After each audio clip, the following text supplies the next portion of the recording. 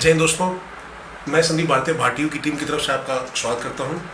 तो आज जो हम चर्चा करेंगे, जो वर्तमान राजनीतिक मुद्दे हैं, तो आम आदमी पार्टी से भूपेंद्र पुनिया जी हमारे साथ हैं। तो पुनिया जी हमारे साथ आएंगे। पुनिया जी नमस्कार। नमस्कार, स्टूडियो में आपका स्वागत है। नमस्कार, थैंक यू।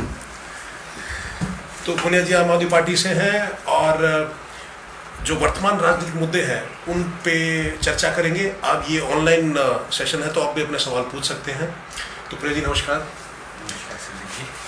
तो आज काफ़ी सारे सवाल आए हुए हैं पुनिया जी, तो काफ़ी सारे सवाल हैं, तीखे सवाल हैं।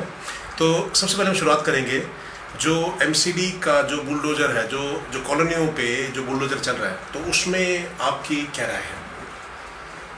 सबसे पहले तो ये देश में बुलडोजर जो हो रहा है, ये बुलडोजर या जेसीबी ये विनाश का प्रतीक है या निर्माण का प्रतीक है? हर एक राज्यों में आजकल बुलडोजर कहीं भी है, मतलब ये हम वो नहीं कह रहे विनाश का प्रतीक है। अब निर्माण के प्रतीक क्यों नहीं बनते? मतलब जो ऐसा माहौल किया जा रहा है, चाहे यूपी में हो, चाहे कहीं भी हो, दिल्ली में हो, मतलब बुलडोजर तोड़फोड़ विनाश का प्रतीक होता है। आप निर्माण के प्रतीकों को प्रमोट करना चाहिए। दूसरी बात है कि भी दिल्ली में पिछले 3-4 टर्म से बीजेपी एमसीडी में सत्ता में है। करीब 17 साल से है एमसीडी में बीजेपी। ठीक है, तो ये निर्माण जो अवैध हुए हैं, कौन जिम्मेदार है इनका? भाई इनके अधिकारी, इनके पार्षद या एमसीडी की सत्ता ही तो इस चीज़ के लिए जिम्मेदार है। आज ऐसा क्या हुआ कि भी तुम्हारे को 18-17 साल बाद याद आया कि भी तोड़ना है? आपने बसने उस मतलब सारी उगाही कर लिया, आपने उनको अवैध बसाने के नाम पे या किसी के भी नाम पे तब तो बसने दिया आपने, और उनसे खूब धन उगाही अर्जित भी किया, करप्शन भी की। आज उसको गिरा रहे हो। इनको पता होना चाहिए, अगर इसी तरह बुलडोजर ये चलाएंगे जिस तरीके से है, भाई दिल्ली में लगभग 1750 अनऑथराइज्ड कॉलोनी है और उसमें लगभग 50-55 लाख लोग रहते हैं, और लगभग 800 के आसपास बिल्कुल जे क्लस्टर है। अनऑथराइज्ड है वो भी जे, उसमें 10-12 लाख रहते हैं। अगर ये ऐसे उजाड़ने पे लगे तो दिल्ली उजाड़ देंगे सारी। इसमें मैं आपको जो इस बात में जोड़ना चाहूँगा सर, कि सिसोदिया जी कह रहे हैं कि 63 लाख लोगों का घर जुड़ जाएगा। जो 7 जो कच्ची कॉलोनी में रहते हैं, जो 3 लाख है, वो जो पक्की कॉलोनियों में, तो 63 लाख कह रहे हैं कि क्या एमसीडी 63 लाख लोगों को बेघर कर देगी? तो ये सिसोदिया जी कह रहे हैं। भाई अगर बुलडोजर चलाओगे लाइन से तो बेघर ही होंगे। गरीब लोग हैं, कोई अपना काम धंधा कर रहा है, भाई आप ये बसी हैं तो आपकी नकारापन की वजह से तो बसी है। आपने क्या रिसोर्स दे पाए आप उसको, लोगों को, तभी तो बसे हैं। तोड़ फोड़ मतलब ये कोई विकास का प्रतीक तो है नहीं।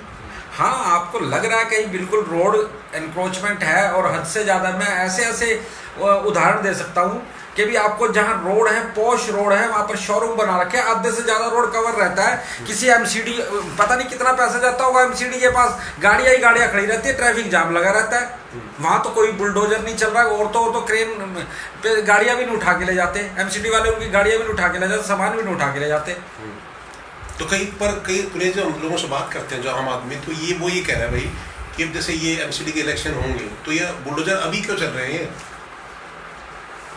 एक तो देखने में आया ना, केवल और केवल इनको राजनीति करनी है।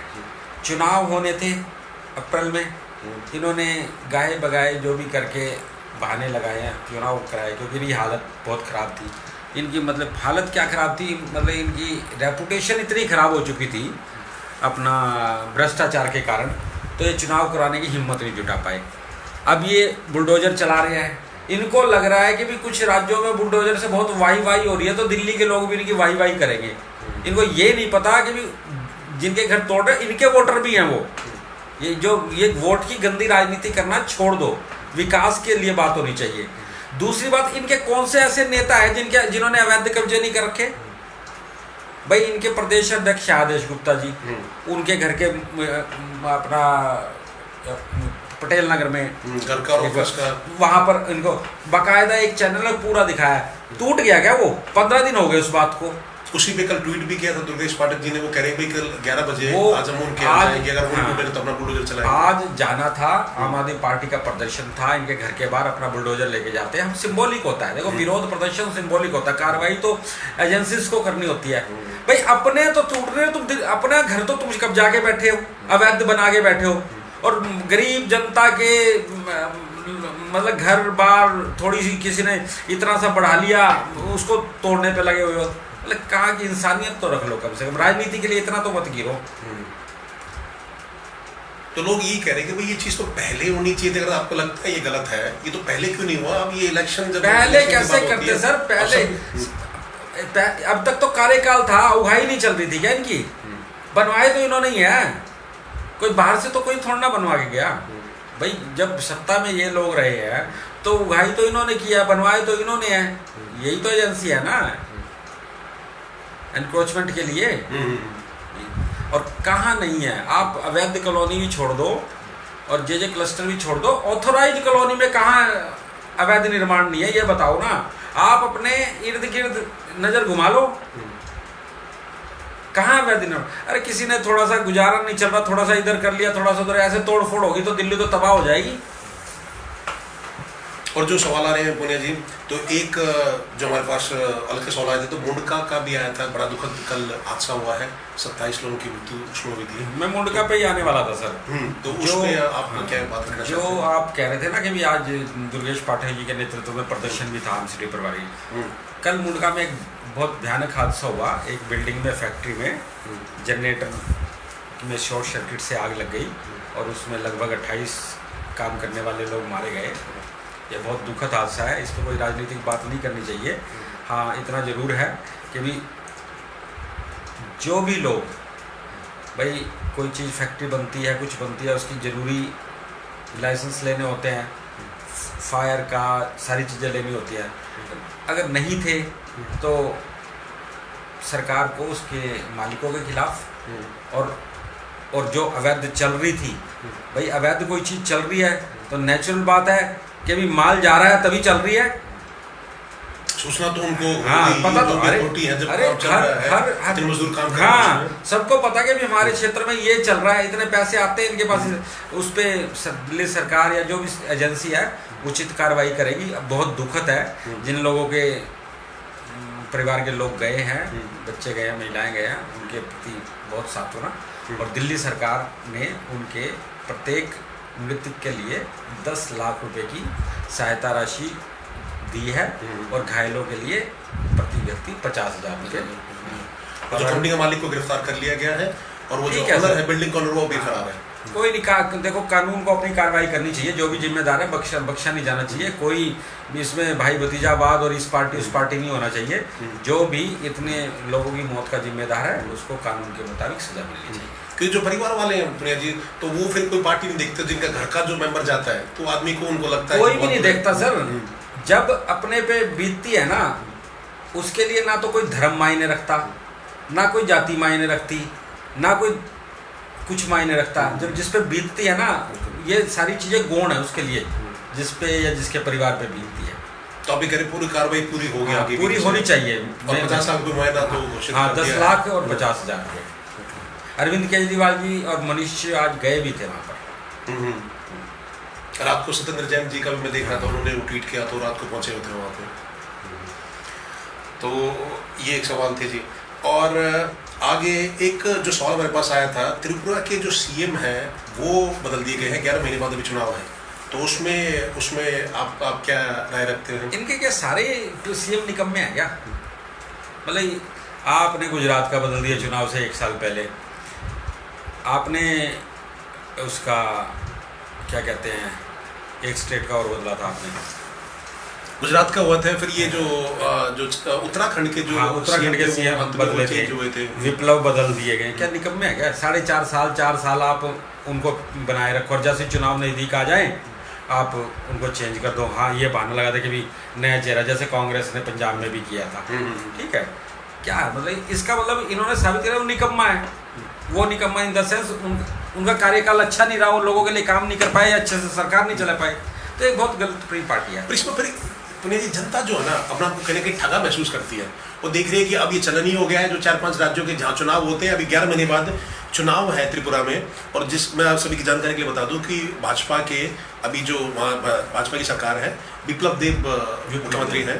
तो अब जो दूसरे जो भी अभी मुख्यमंत्री बनेंगे, तो उसके बाद तो लोग ये कहना कि आप अपना आपको ठगा महसूस करते हैं। अब दिक्कत क्या, समस्या क्या है, चाहे किसी भी पार्टी का हो पुनिया जी, लोग ये कहते हैं भाई तुम 5 साल की सरकार है, 4 साल तो पहले वाला मुख्यमंत्री रह गया, अब उसको हम कुछ जिम्मेदारी दें, या उसके बेस जब चुनाव आएंगे तो जब 4 साल उसने वो मुख्यमंत्री था तो उसके चेहरे पे चुनाव क्यों नहीं लड़ा जाता, तो लोग तभी तो अपना वोट देंगे। अब आखिरी में चेंज कर दिया जाता है उसको, चाहे वो कोई भी हो, जो कोई भी पार्टी का हो, पर कहीं ना कहीं जनता तो ठगी महसूस करती है। वो कहती है भाई अब किसको कोसे, वो तो आपने बदल दिया, अब किसकी जिम्मेदारी वो हम डालें उस पर। ये कहीं ना कहीं ये समस्या तो है ही। और ये क्या चलन ठीक है कि सिर्फ चुनाव से पहले आप सीएम चेंज कर दो? देखो, ये पहले भी हो चुका है। जब 93 में भाजपा ने 2-3 मुख्यमंत्री बदले थे दिल्ली में, और अभी अक्टूबर के चुनाव से पहले जैसे बताया उत्तराखंड में हुआ, पंजाब में हुआ, गुजरात में हुआ, अभी आज त्रिपुरा में हुआ। अब ये लोग ठगा हुआ महसूस करते हैं, तो लोगों को तो थोड़ा और जागरूक होना पड़ेगा।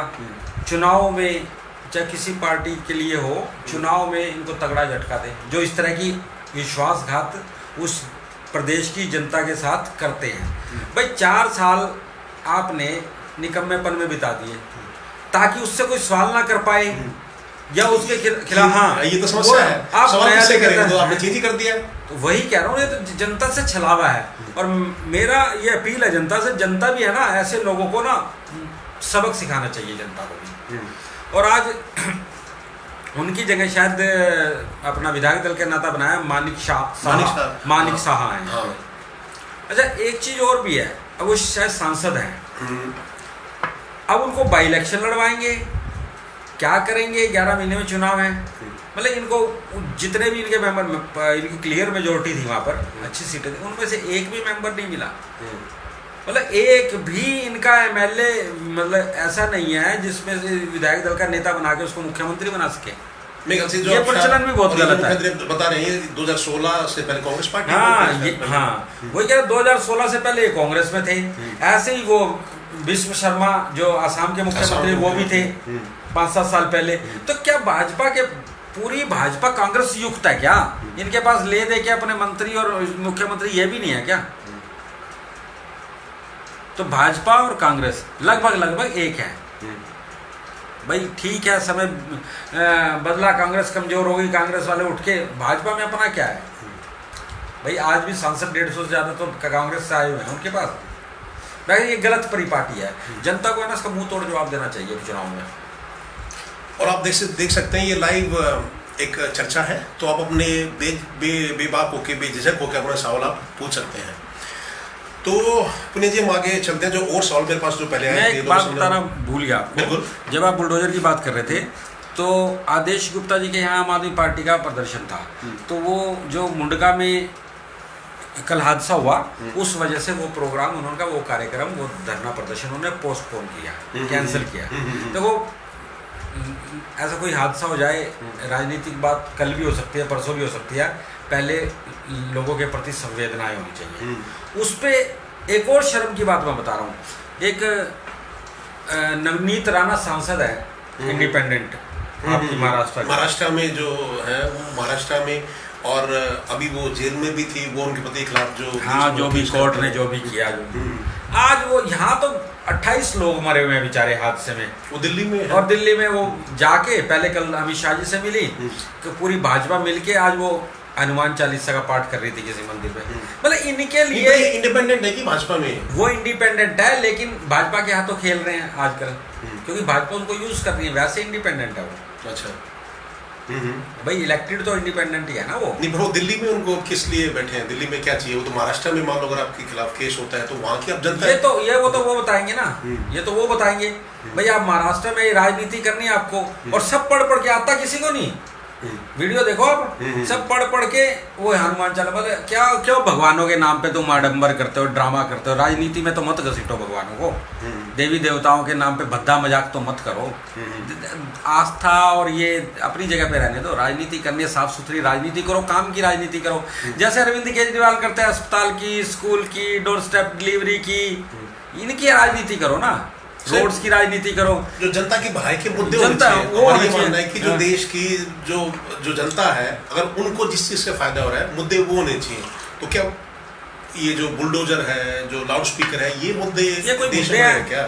जो महंगाई का मुद्दा नहीं है क्या? 4 दिन पहले कहा था, एम्प्लॉयमेंट का मुद्दा नहीं है क्या? 4 दिन पहले मैंने बताया था आपको, मैंने कहा भारत सरकार ने जितना गेहूं खरीदती है उतना गेहूं नहीं खरीदा, पीडीएस में गेहूं नहीं देंगे, ये चावल देना शुरू कर देंगे। आज वो रिपोर्ट आपने पढ़ ली होगी, राज्यों को जहां भी पीडीएस में ये गेहूं की जगह चावल देने लगे। निर्यात उन्होंने 1 महीना पहले नहीं पता था क्या? ये मतलब इतने गंवार और नालायक डफर लोग हैं, मतलब ऐसे लोग भारत सरकार चला रहे हैं, उनको ये नहीं पता 1 महीने बाद की क्या प्लानिंग है, 2 महीने बाद की क्या प्लानिंग है। भाई देश ऐसे तो नहीं चलते, देश की रातों रात पॉलिसी तो बनती नहीं, आगे की देख के तो बनती है ना, इसके 2 महीने बाद क्या असर होंगे, 4 महीने बाद क्या असर होंगे, 5 महीने बाद क्या असर होंगे, या 2 साल बाद। अभी पहले 1 महीना पहले निर्यात का ऑर्डर करते हैं, निर्यात खोल दो, अब फिर निर्यात बंद करते हैं। 1 महीने पहले मोदी जी देते हैं, WHO परमिशन देते हैं, पूरे संसार को अनाज खिला सकते हैं। मतलब क्या, मतलब बचपना है, मजाक है, मतलब रातों रात कुछ भी बोल दो, कुछ भी मंचों पे बोल के चले जाओ, मतलब ऐसा गैर जिम्मेदाराना नेतृत्व होता है क्या कहीं का? तो मेरे पास एक सुझाव आ रहा था, सवाल आ रहा था, एक जो हमने जो सवाल हमारे से पूछा गया था, वो कह रहे भाई महंगाई के लिए हमें क्यों बात करनी है देश में? जो 5वें नंबर पे अडानी जी तो सबसे अमीर श्रेणी में आ गए हैं दुनिया में, अंबानी जी शायद 9वें 10वें नंबर पे वो हैं, तो फायदा तो हो रहा है लोगों को, सभी से देश का नाम तो हो रहा है कि लोग अमीर सबसे अमीर बनते जा रहे हैं, तो उसमें महंगाई क्या आप क्यों बात करें हम? नहीं, देश में या संसार में जब आंकड़ा गिना जाता है कि भी किसी देश में 5 सबसे अमीर देश लोग रहते हैं, उससे गिना जाता है कि अभी हमारे देश में पर कैपिटा इनकम कितनी है, हमारे देश में गरीबी कितनी है, हमारे देश में कुपोषण कितना है, हमारे देश में अनपढ़ता कितना है। इन मापदंडों पे देश का आकलन होता है। आप ये बताओ भाई, अडानी जी की अगर संपत्ति खूब बढ़ गई है दुनिया में 5 नंबर, उससे आपको और आम लोगों को क्या लाभ है, ये बताओ ना। जो भाजपा समर्थक है उनका जो वो ये समर्थक किसी के भी हो, हम तो सीधा प्रश्न कर रहे हैं, उससे आपका क्या लाभ है, आम लोगों का क्या लाभ है? वो ये कह रहे हैं कि भाई देश की शान बढ़ती है कि हमारा जो पूरे विश्व में जो 5 नंबर पे सबसे अमीर आदमी है भारत का है, तो वो कह रहे हैं ये तो मोदी सरकार में संभव हुआ है, तो वो कहीं ना कहीं आज ही अडानी जी नीचे आए हैं, अडानी आज ही नीचे आए हैं जब वर्ल्ड मार्केट डूबी है, ठीक है, 77 रुपीज समथिंग का डॉलर चल रहा है। लेकिन सर इसमें जो आम आदमी है वो ना, वो कहीं ना कहीं ठगा महसूस करता है, कह रहे कि भाई चलो ये तो आप तो अमीर हो गए, हमारा क्या है? वही कह रहे हैं ना, ये तो उन लोगों को सोचना चाहिए जो कह रहे हो कि भी भाजपा प्रेमी कह रहे हैं, अरे अडानी की 10,000 करोड़ होगी या 20,000 करोड़ होगी, उससे आम भारतीय को क्या है, उसका तो नुकसान हो रहा है। आने वाली, बता रहा हूँ मैं जितना देखता हूँ, समझता हूँ, पढ़ता हूँ, आने वाले दिनों में आपकी सैलरी डिडक्शन होगी, आपकी अलग अलग सेक्टरों में जॉब जाएंगी, आप देख लेना, हालत बहुत खराब है, बदतर इकोनॉमी के मामले में। पेट्रोल 100 के पार है, पता नहीं क्यों है, ये जानते होंगे। ऐसा लगता है कि भी 1947 से यहाँ तक तो आ गए, आज़ादी के बाद 2014 के बाद पता नहीं क्या हो गया ऐसा कि भी कोई नीति, कोई पॉलिसी समझ में नहीं आती, ना जस्टिफाई कर रहा है। एक एग्जाम्पल उठा के देख लो संदीप जी, 8 नवंबर का दिन था शायद 2016 को, जिस दिन डिमोनेटाइजेशन हुआ था, यही दिन होगा शायद, एक दिन आगे पीछे, जिस दिन नोटबंदी की थी। उस दिन प्रधानमंत्री जी 40 मिनट बोले टीवी पे, 50 मिनट बोले, जितने मिनट भी बोले, उस भाषण को एक एक लफ्ज सुन लो, ठीक है। और नोटबंदी के बाद का पीरियड जो उस दिन उन्होंने बोला प्रधानमंत्री जी, उसमें से एक भी कार्य नोटबंदी के परिणाम स्वरूप हुआ, ये करना, या आप देख लो अभी सर आ जाए कि वो कितना बड़ा फेल्योर था।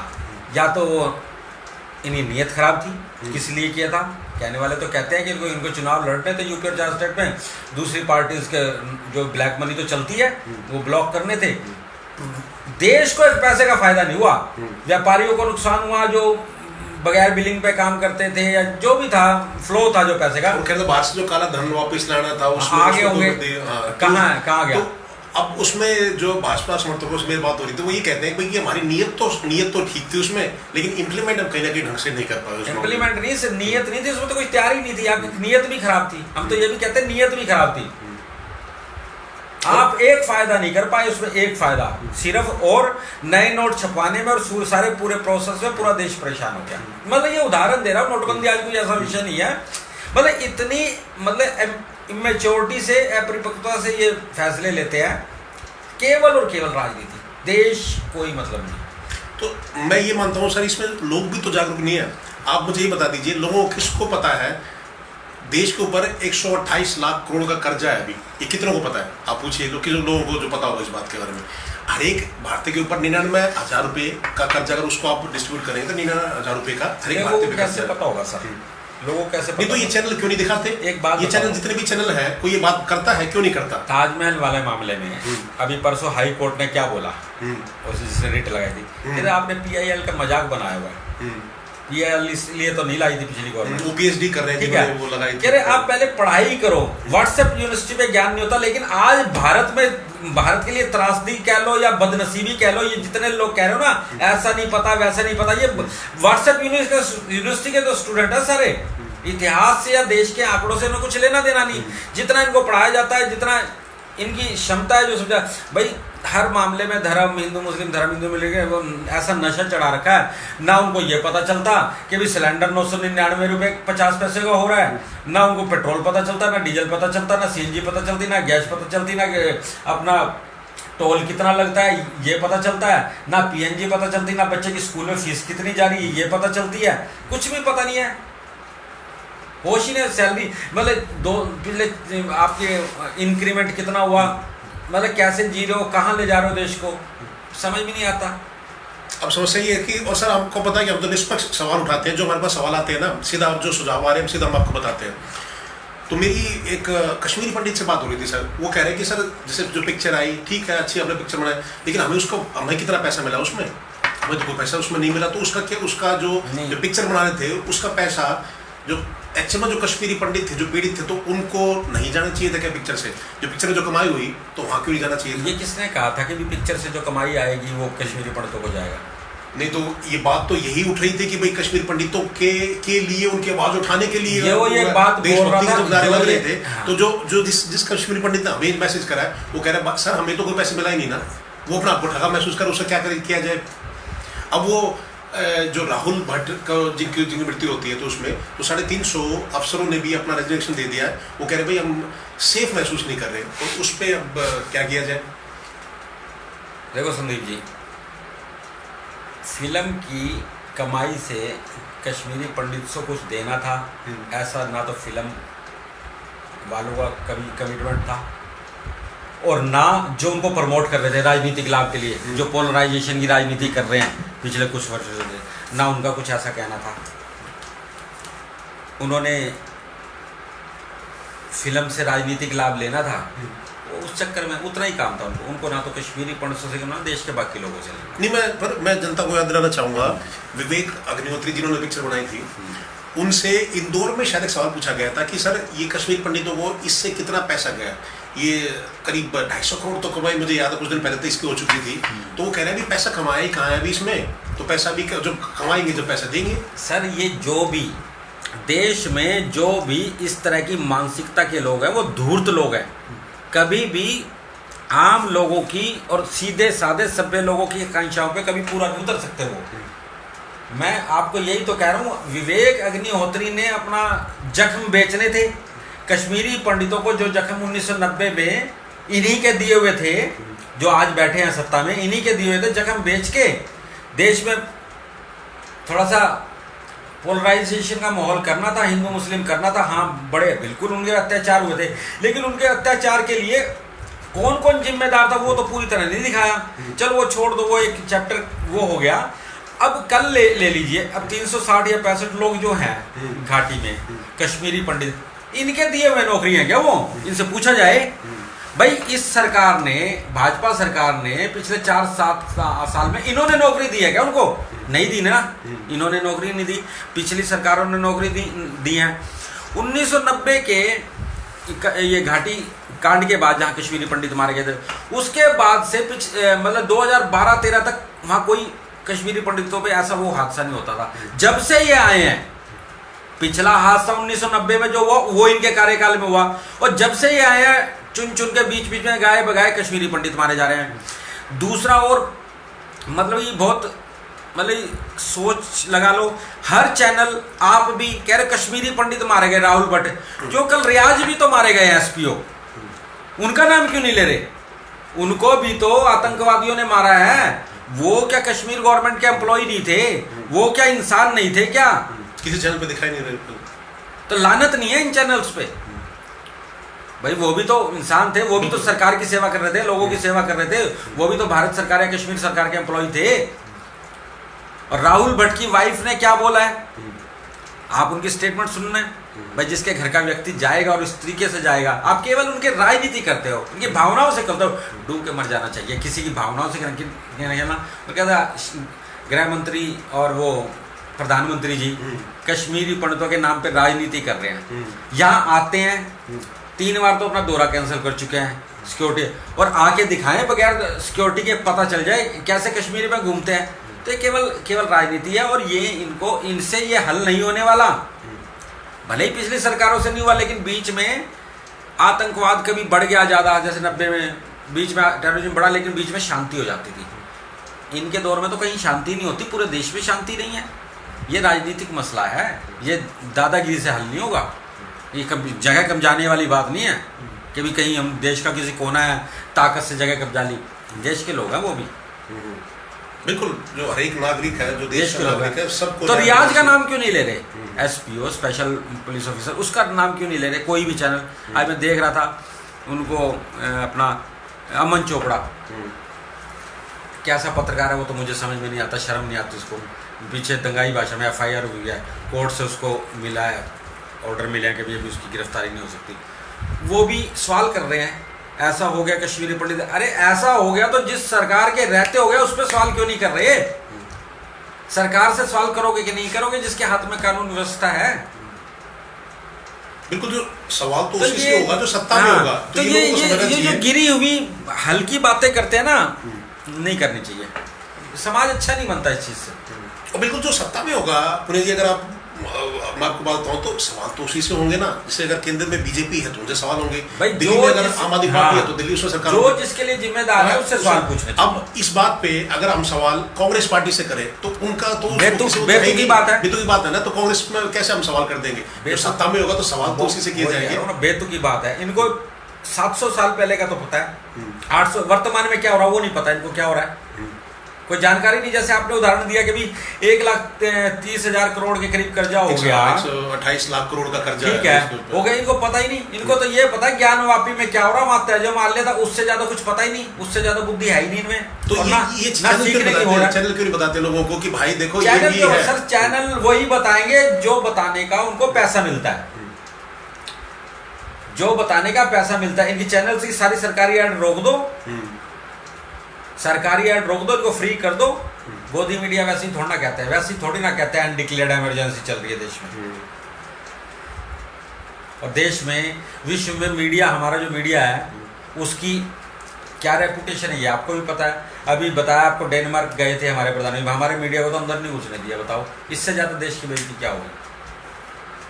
उस पर एक सवाल जो मेरे पास आया था, वो एक सदस्य ने जो भेजा है, वो कह रहे भाई कि 2014 से प्रधानमंत्री जी ने कोई प्रेस कॉन्फ्रेंस क्यों नहीं करी है? क्योंकि अमेरिका जो सबसे पावरफुल देश है, सुपर पावर आप कहेंगे, सो उनके जो प्रेसिडेंट है वो प्रेस कॉन्फ्रेंस करते हैं। इसका तो साधारण, तो उसमें उनका एक जैसे उसमें पता क्या होता है, उसमें जैसे एक जो प्रेसिडेंट होता है वो सभी जैसे एक्टर्स को, कॉमेडियंस को इनवाइट करते हैं, एक पार्टी रखते हैं जैसे उसमें, तो उस पर वैंक भी कसे जाते हैं प्रेसिडेंट के ऊपर, वो हंसते हैं उसमें। तो क्या प्रधानमंत्री राष्ट्रपति तो बहुत बड़ी पोस्ट है। हमने तो वो देर भी देखा है कि लोकसभा चुनाव है ना, तो जैसे आपकी संस्था है या कोई संस्था है या कोई क्लब है, कोई वेलफेयर है, मंच लगाते हैं पूरे क्षेत्र के लोगों को बुलाता है, कुर्सियाँ लगाई जाती है और वहाँ जो पार्टी का, कोई बसपा का, कोई आप आदमी भाजपा का, सारे वो आते हैं कैंडिडेट और अपना अपना विचार, अपना अपना एजेंडा प्रकट करते हैं और उसमें सवाल भी होते हैं। ठीक है, तो जिस व्यक्ति में सवाल लोगों के, या यूं कह लो कि पत्रकारों के सवाल के जवाब देने की क्षमता ही नहीं है या इतनी बौद्धिकता ही नहीं है, वो कैसे प्रेस कॉन्फ्रेंस कर लेगा? एक बात बताओ ना, और लोग नहीं करते क्या? ममता नहीं करती क्या? अरविंद केजरीवाल नहीं करते क्या? गाय बगाए थोड़ी बहुत योगी भी कर लेते होंगे और भी कर लेते होंगे। इन्हीं में कौन सा मतलब खासियत है कि नहीं कर पाते? योग्यता नहीं है सर इतनी।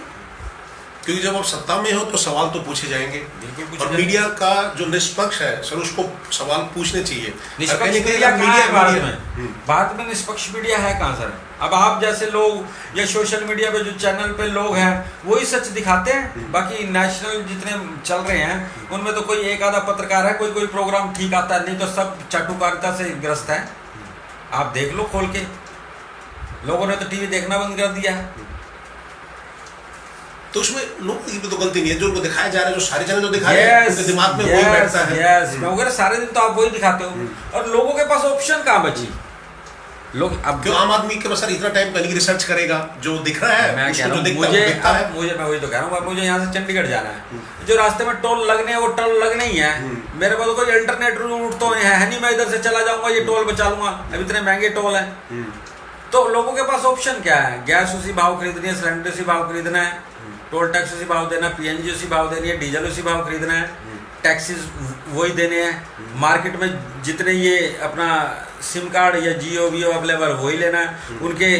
आप ये देखो ना, आज से 10 साल पहले हम सिम लाते थे, कहते थे जी इसकी वैलिडिटी जो है ना लाइफ टाइम है, हम रिचार्ज नहीं कराते तो उसकी इनकमिंग चलती रहती थी।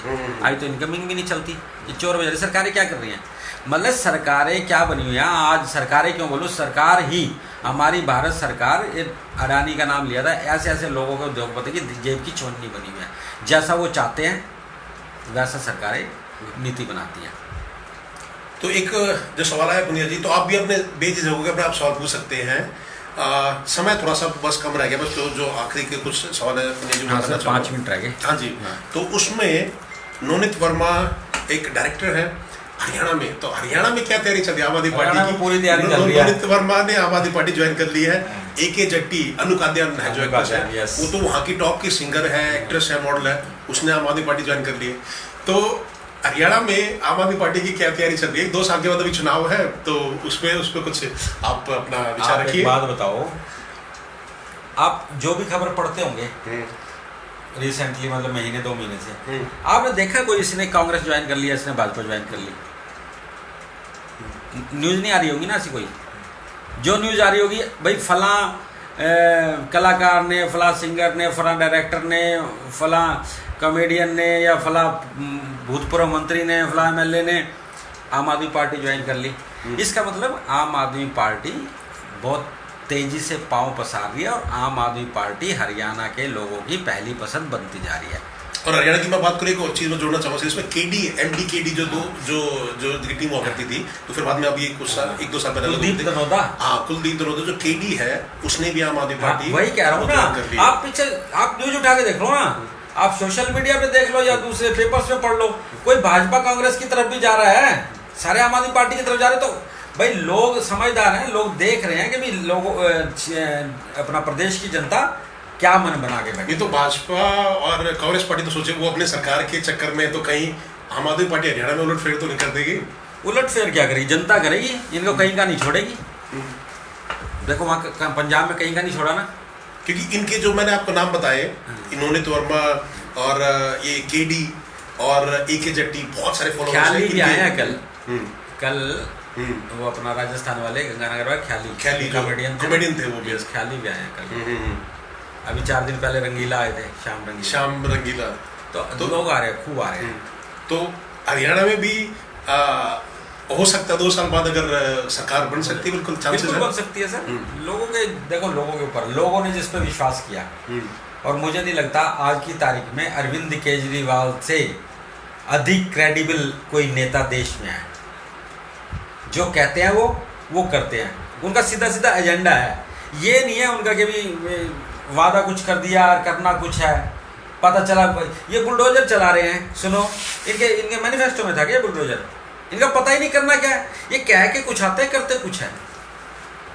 और कहीं ना कहीं मैं ये मानता हूँ, जो हम मेरी जो व्यक्तिगत राय है, तो बुलडोजर चलना, मतलब कहीं बुलडोजर चलता है, ये कोई सफलता का प्रतीक तो नहीं है। थोड़ी ना मैं कहीं आप ये मेरी बात समझिए, अगर हम कहीं बाहर से कहीं बाहर जाते हैं तो मैं ये कहता हूँ कि मेरे देश में, मेरे राज्य में बुलडोजर चल रहे हैं। हाँ। तो ये कोई शान की बात थोड़ी ना, कोई ये तो शर्म की बात को भी शान का विषय समझा जा रहा है। इससे ज्यादा नालायकी और क्या होगी? अब हम उसको मध्य प्रदेश में देख रहे हैं, अगले साल चुनाव है, तो जो मामा जी हैं, जो शिवराज जी, तो वो भी बुलडोजर मामा बन गए हैं। मामा जी की कौन सी सरकार है? मामा जी ने खरीद के बनाई हुई ना। 22 MLA वो माधवराज सिंधिया के बेटे, क्या नाम है, ज्योतिरादित्य सिंधिया जी, वो तोड़ के ले गए। फिर बाई इलेक्शन, कौन सी सरकार, कौन सी? पिछली बार भी कौन सा जीत गए थे ये? गुजरात में नेक टू नेक रहे कांग्रेस से। सुनो, कांग्रेस की सरकार थी, कमलनाथ। हाँ, कमलनाथ थे। कर्नाटका में इन्होंने ऐसे किया हुआ है। हरियाणा में ये जेजेपी के सहारे चल रहे हैं। हालत कोई मतलब कहने को है हम यहाँ हैं और वहाँ हैं और ऐसा कर दिया वैसा कर दिया, झूठ फरेब है। आप ये तो देखो, कर्नाटक का, MP का, गुजरात का पिछला जो वो विधानसभा चुनाव है, सबको पता ही है। लेकिन कहीं ना कहीं लोग अभी देखिए पुनिया जी, आपकी पहले ये बात, जो महंगाई का मुद्दा, जो अनएम्प्लॉयमेंट का मुद्दा, सब कुछ है, लेकिन जो पिछले जो 5 जो चुनाव हुए थे उसमें 4 में पार्टी की जीत होती है, तो लोग फिर उस टाइम, अगर लोगों को सही में लगता है भाई ये मुद्दे हैं, या ये मुद्दे है ही नहीं, लोगों को देखो, मैं बताता हूँ, उसमें एक तो राशन वाला मुद्दा काम किया इनका। दूसरा, सारे दिन झूठ पे लोगे, झूठ बोलोगे, बस सारे दिन जो जनता देखती है, लगता है लोगों को कैसा होगा। अब यूपी के लोग हमसे बात करते हैं, ऐसा हो गया वैसा हो गया। मैं तो 15 साल पहले भी देवबंद वाले रूट से निकलता था, आज भी निकलता हूँ। मुझे तो कोई, हाँ, रोड जरूर फर्क पड़ा है भाई। और रोड विकास तो यार प्रकृति का नियम है। आज जैसे रोड है, 5 साल बाद उससे अच्छे मिलेंगे। अब दिल्ली गवर्नमेंट ने झील बना रही है जगह जगह पे, आपके सेक्टर 25 में बना। एक बार मैं आप जनता हूँ, थोड़ा सा उसका और डिटेल में बता दीजिए। जो झील जो बन रही है, दिल्ली को झीलों का शहर के लिए बता रहे थे, तो उसका क्या प्लान है? उसमें देखो ये है, अपना जहाँ जहाँ जगह पड़ी है ना, पानी इकट्ठा होता है या इकट्ठा हो सकता है, जहाँ जहाँ कॉलोनीज है आसपास, वहाँ पर पानी को साफ करके रखा जाएगा। वो ऐसे सुंदर बनाई जाएंगी जहाँ वहाँ लोग घूम सके, आ सके, अपना मनोरंजन कर सकते हैं, पानी साफ रहे। अभी क्या होता है, पानी खड़ा रहता है, जैसे इधर किराड़ी की साइड में आए, कई जगह पे गंदगी रहती है, बदबू आती है, लोग तो प्रॉपर झील जैसे उसको डेकोरेट कर देंगे, उस तरीके से लोग देखने आएंगे, हाँ, बिल्कुल देखेंगे, बैठेंगे, घूमेंगे। तो दिल्ली को झीलों का शहर कहा हाँ, बनाने की पूरी वो तैयारी चल रही है। इसमें समय का अगर आप कुछ 1-2 साल थोड़ा कुछ समय लगेगा सर। कल ही कड़कड़डुमा में नई बिल्डिंग का उद्घाटन किया, 44 नए कोर्ट रूम बने हैं, काम चल रहा है। परसों ही आपका ये कई वो फ्लाईओवर पास हुए हैं, जैसे मोती नगर का, पंजाबी बाग का, ये फ्लाईओवर पास हुए, काम चल रहा है सर। ईमानदार सरकार है सर। ये हिंदू मुस्लिम और ये इनमें उलझाने वाली सरकार नहीं है। ये मतलब धर्म और इधर की बात करके काम अपनी जगह पे, शिक्षा का काम। मैं कल, मेरे पास एक मित्र आए थे, SOSC स्कूल जो है ना, स्कूल ऑफ स्पेशल एजुकेशन, ठीक है। 3 साल पहले तक उनके बच्चे दोनों कॉन्वेंट में पढ़ते थे, आज दोनों बच्चे SOS में पढ़ रहे हैं। तो ये क्या है, बदलाव नहीं है शिक्षा में? SOS दिल्ली में आप 6 स्कूल हैं, कितने हैं? हाँ, लगभग बढ़ रहे हैं धीरे-धीरे। रोहिणी में भी है, स्कूल ऑफ एक्सीलेंस हाँ, बढ़ रहे हैं धीरे-धीरे। तो उसमें लोग खुश भी करेंगे, प्राइवेट से 3.5 लाख बच्चों ने अगर प्राइवेट स्कूल से गवर्नमेंट स्कूल में एडमिशन ले लिया, तो ये अचीवमेंट है। शिक्षा के क्षेत्र में जो सरकारें काम नहीं करती, निकम्मी सरकारें हैं। और जितनी भी रही हैं पहले, और ये ऊपर इधर उधर जो बैठे हैं, शिक्षा का क्या हाल है, बिहार जाके देख लो, यूपी जाके देख लो, गुजरात जाके देख लो, MP जाके देख लो, पंजाब जाके देख लो। अब पंजाब में टारगेटेड किए ना 40 स्कूल के भी, ये सबसे पहले सुधारेंगे। तो जहाँ आम आदमी पार्टी की सरकार है, क्योंकि उनका विजन है, वो बाकियों का वो विजन ही नहीं है। जब आपने वोट ही हिंदू मुस्लिम नाम के नाम देना, तो वो क्यों काम करेंगे उस पर? ये तो लोगों को सोचना है। और जब महंगाई इतनी है, जब आटा खरीदेंगे ना 60-70 रुपये किलो, तेल वैसे ही हो रहा है, जब पेट पे भूख लगी है, सब ये सब मंदिर मस्जिद और ये खुदाई उदाई सब याद आ जाएंगे इनको, कि अपने परिवार के लिए क्या ज़रूरी होता है, सब याद आएंगे।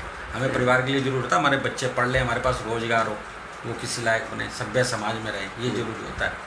और मैं एक खबर देख रहा था पुनिया जी गुजरात में जो ये पांड्या है, हार्दिक पांड्या, हार्दिक नहीं, हार्दिक पटेल, हार्दिक तो क्रिकेटर, हार्दिक पटेल, हाँ।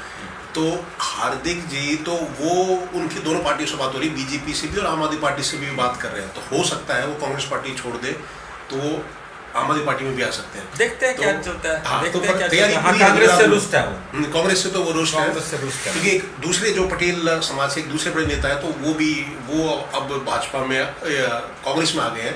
तो हार्दिक को ये सोच रहे कि भाई कहीं ना कहीं वो जो कद है तो उसको मतलब जो अभी अटकलें लगाई जा रही है वो भाजपा या आम आदमी पार्टी में आ सकते हैं। और सूत्रों के हिसाब से क्या हुआ हमारे यहाँ ना, हमारे यहाँ कदों की कोई वो नहीं है लड़ाई, हमारे तो सीधा काम करना है। हमारी पार्टी में सीधा आओ, जो भी किसी भी पार्टी में है।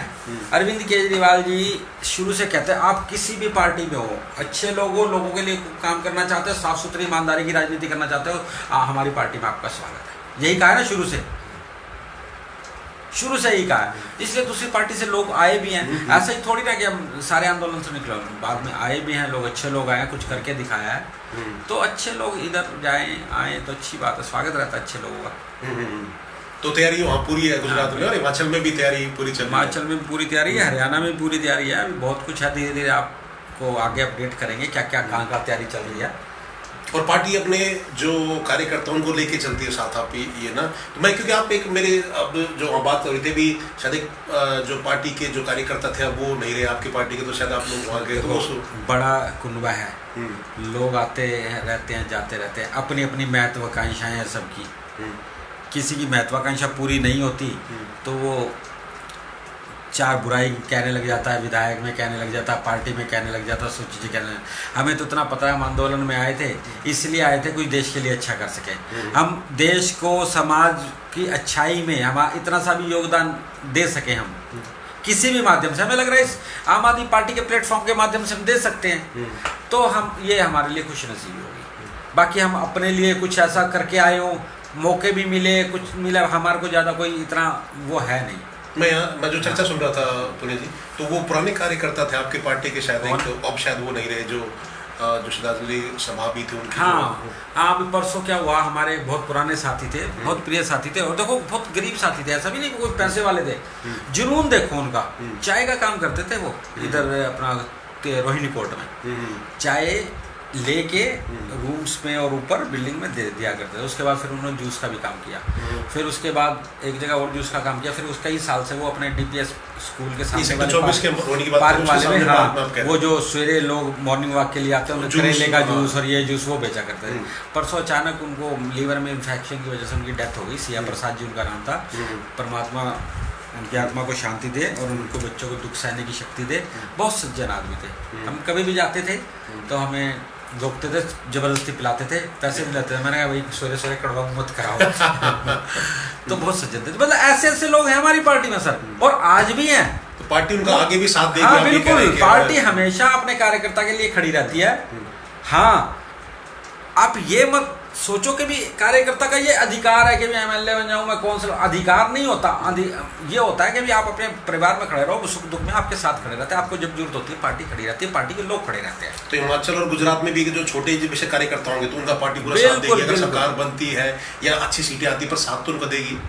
देखो कार्यकर्ताओं के बगैर कोई पार्टी नहीं है, लोगों के बगैर कोई पार्टी नहीं है, और पार्टी भी अपने कार्यकर्ताओं का ख्याल रखती है। ऐसा नहीं, और ख्याल रखने में क्या होता है सर, उनको कोई वो थोड़ी ना बनाना होता है। ये होता है कि भी मेरे कार्यकर्ता को कोई काम पड़ा, मुझे फ़ोन करेगा तो मैं उसका झट से काम करा दूँ, जहाँ मेरे हाथ में ताकत है भाई, जितनी मेरे हाथ में ताकत उतनी करा दूंगा। नहीं होगी तो मैं विधायक को फ़ोन करूँगा, मंत्री को फ़ोन करूँगा, उनके काम लेके मंत्री के पास जाऊँगा।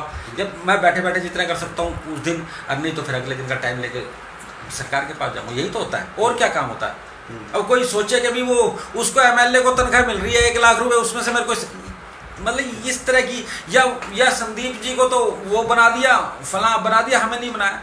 अरे ये जिम्मेदारी है जो बना दिया, कोई वहां से अर्निंग नहीं है, जिम्मेदारी है ये। हाँ पोस्ट मिल गई, तो ये कोई ऐसा नहीं है कि ये सब इधर अलग अलग पार्टियों के देखो, फला का ये अध्यक्ष, फला का ये अध्यक्ष, फला का ये अध्यक्ष। कई लोगों तो मैंने देखा सोशल लाइफ में भी, चाहे वो RW चाहे कोई भी, 4 इकट्ठे हो जाते हैं एक पार्टी के, कहते हैं जी हम सामाजिक संस्था बना रहे। फिजूल मतलब क्यों झूठ बोलते हो? सामाजिक संस्था बना, धर्म के नाम पे झूठ बोलते हो राजनीति।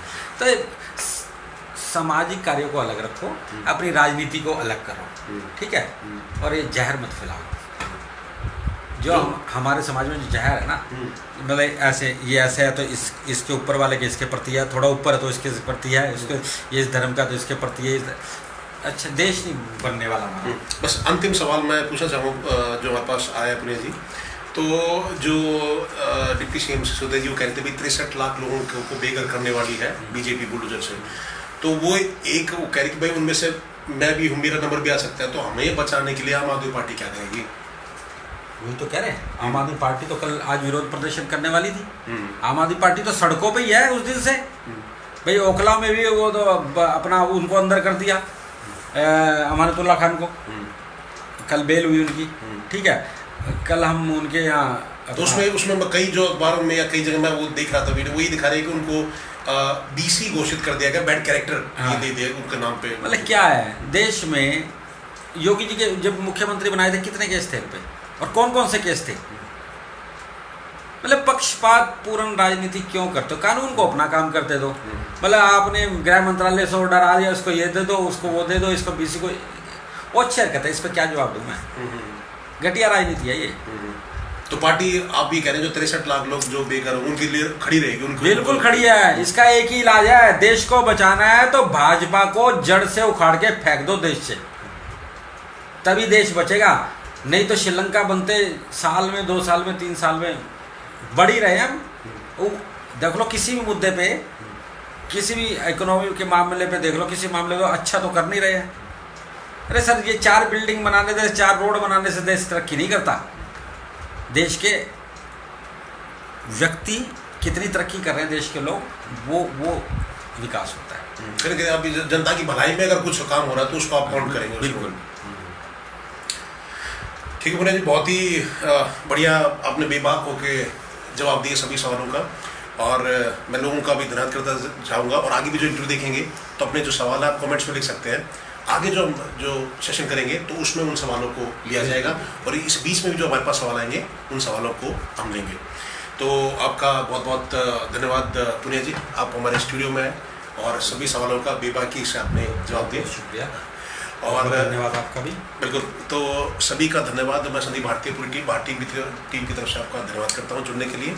आगे भी आप इस पे इंटरव्यू देखेंगे तो मैंने वही कहा कि आप अपने सवाल इसमें लिख दीजिएगा, आगे वाले सेशन में हम सब लेंगे।